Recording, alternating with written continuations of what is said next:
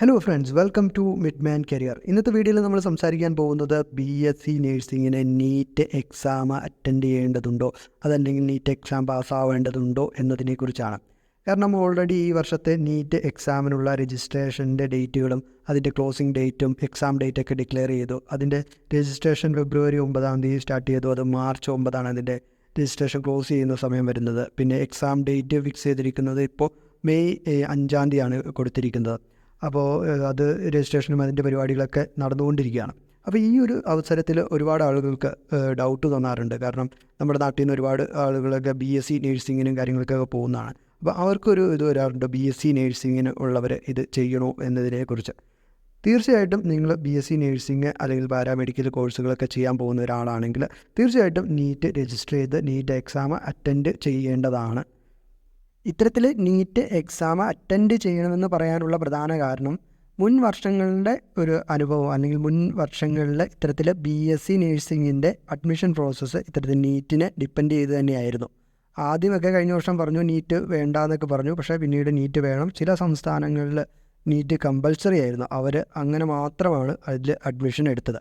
അതിൽ south India നോക്കുകയാണെങ്കിൽ അതിൽ ആന്ധ്രാപ്രദേശും അതുപോലെ തന്നെ തെലുങ്കാനയും ഈ പറയുന്ന നീറ്റിലൂടെ മാത്രമായിരുന്നു BSc നേഴ്സിങ്ങിനുള്ള അഡ്മിഷൻ എടുത്തത്.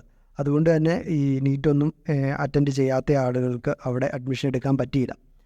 അതുപോലെ തന്നെ കർണാടകയിലും നീറ്റ് വേണമെന്ന് ആദ്യം പറഞ്ഞു, പിന്നെ വേണ്ടാന്ന് പറഞ്ഞു. അവസാനം അവർ നീറ്റ് വേണ്ടാന്നുള്ള രീതിയിലാണ് കഴിഞ്ഞ വർഷം ഇതെടുത്തത്.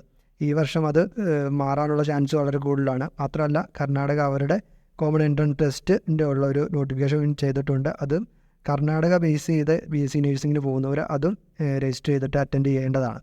അതുപോലെ ഇപ്പോൾ ഇനി ഒരു ഇതെന്നുള്ളതെന്ന് വെച്ചാൽ കേരളത്തിൻ്റെ ഒരു ഇതാണ്, കേരളത്തിൻ്റെയും തമിഴ്നാടിൻ്റെ. അതിന് പ്രോപ്പറായിട്ടുള്ളൊരു അപ്ഡേഷനൊന്നും വന്നിട്ടില്ല.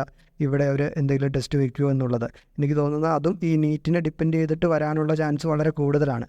അത് കറക്റ്റായിട്ടൊരു പ്രോപ്പർ നോട്ടിഫിക്കേഷൻ വന്നിട്ടില്ല. അപ്പോൾ അതിൻ്റെ വരുന്നതിനനുസരിച്ച് നമുക്കത് അപ്ഡേറ്റ് ചെയ്യാവുന്നതാണ്. എന്തായാലും നിങ്ങൾ തീർച്ചയായിട്ടും ഈ പറയുന്ന BSc നേഴ്സിങ്ങിനാണ് നിങ്ങൾ നോക്കുന്നതെങ്കിൽ നിങ്ങൾ തീർച്ചയായിട്ടും നീറ്റ് അതിൻ്റെ ഇത് രജിസ്റ്റർ ചെയ്തിട്ട് എക്സാം അറ്റൻഡ് ചെയ്യണം.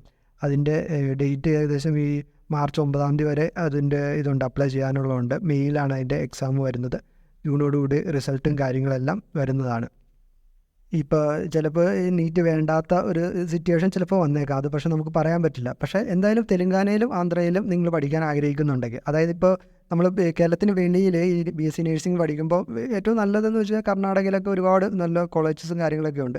പക്ഷേ കർണാടകയെ സംബന്ധിച്ചെന്ന് വെച്ച് കഴിഞ്ഞാൽ ഫീസ് കാര്യങ്ങളൊക്കെ അതുപോലെ കൂടുതലാണ്. ഇപ്പോൾ ഈ BSc നേഴ്സിംഗ് എന്ന് പറയുന്നത് ഒരു ഭയങ്കരമായിട്ട് ആളുകൾ പഠിക്കാൻ പോകുന്നതുകൊണ്ട് കർണാടക ബേസിസ് അല്ലെങ്കിൽ തമിഴ്നാട്ടിലും അത്യാവശ്യം ഫീസ് കാര്യങ്ങൾ വരുന്നുണ്ട്. എന്നാൽ നമ്മളൊരു ഇടത്തരം അല്ലെങ്കിൽ നമുക്ക് അധികം ഫീസ് കാര്യങ്ങൾ ഇല്ലാതെ പഠിക്കാൻ പറ്റുന്ന ഒരു സ്ഥലം എന്ന് പറയുന്നത് ഈ ആന്ധ്ര, തെലുങ്കാന എന്ന് പറയുന്ന സ്ഥലങ്ങളിലാണ്. അവിടെ നല്ല കോളേജുകളിൽ നമുക്ക് ഈ കർണാടകയിലേക്ക് അപേക്ഷിച്ച് നോക്കുകയാണെങ്കിൽ ഫീസ് കുറച്ച് കിട്ടുന്ന സ്ഥലമാണ്.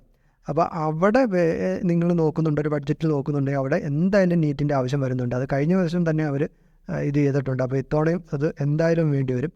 അതുകൊണ്ട് നിങ്ങൾ തീർച്ചയായിട്ടും നീറ്റ് അറ്റൻഡ് ചെയ്യാൻ ശ്രമിക്കുക. കാരണം നീറ്റ് ഇപ്പോൾ എക്സാമൊക്കെ ആണെങ്കിലും നമ്മുടെ നാട്ടിലൊക്കെ അതിൻ്റെ സെൻറ്ററും കാര്യങ്ങളൊക്കെ കിട്ടും.